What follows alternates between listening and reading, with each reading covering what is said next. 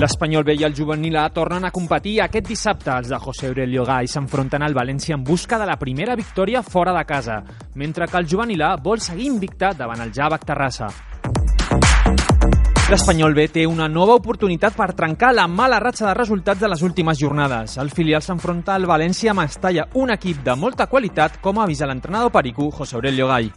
Bueno, pues jugadores con mucho talento, como suele ser habitual en los filiales, que genera también muchísimo juego ofensivo, son muy valientes, meten muchos jugadores en campo rival, atacan con mucho, sobre todo cuando van perdiendo.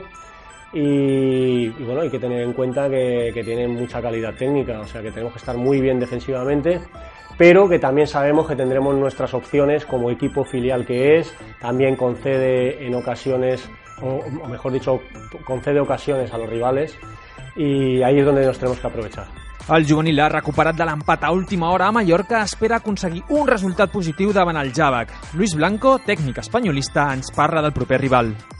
Bueno, pues lo que te decía, un rival muy bien estructurado, con un espíritu de equipo espectacular, que domina transiciones, domina juego aéreo, domina acciones a balón parado.